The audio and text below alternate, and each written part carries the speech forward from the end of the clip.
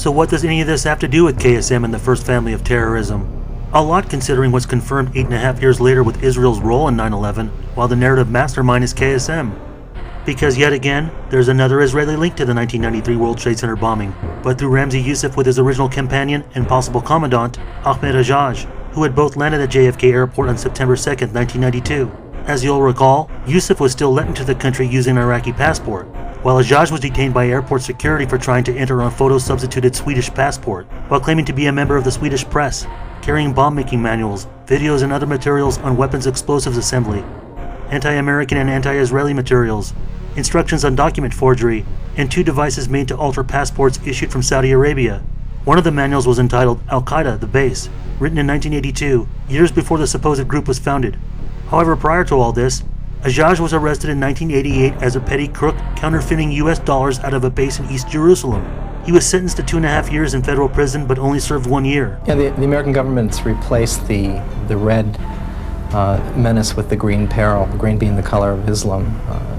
It seems like we always need a boogeyman, and the boogeyman of the week is now militant Islam. Robert L. Friedman of the Village Voice, who had sources within Israeli intelligence, reported that while Ajaj was in prison, he was recruited by the Mossad. When he had gotten out, he had seemingly undergone a radical transformation. Suddenly he became a devout Muslim and an outspoken hardline nationalist, yet prior, Ajaj was never known to have been involved in Intifada activities or being pro-Hamas or PLO. Friedman also stated, Youssef associate Ajaj appeared to have been recruited as a Mossad asset and deployed as an infiltrator into Islamic fundamentalist circles. Then, Ajaj was arrested for smuggling weapons into the West Bank, supposedly for Al-Fatah, a subdivision of the PLO. Friedman's sources in Israeli intelligence say that the arrest and Ajaj's subsequent deportation were staged by the Mossad to establish his credentials as an Intifada activist.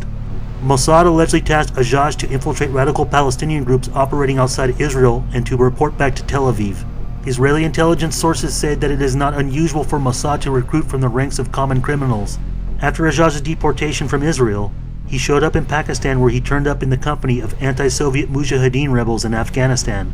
This in itself could point further toward Ajaj working for the Mossad, for according to the Covert Action Information Bulletin September 1987, the funding and supply lines for the Mujahideen was not only the second largest covert operation in the CIA's history, but it was also, according to former Mossad operative Viktor Ostrowski writing in The Other Side of Deception, under the direct supervision of the Mossad. Couldn't believe the FBI would basically tell him to build the bomb, give him real detonators, and then tell him let it go forward. So is Alex Jones right? Was the 1993 World Trade Center bombing an inside job? A government false flag perpetrated by the FBI?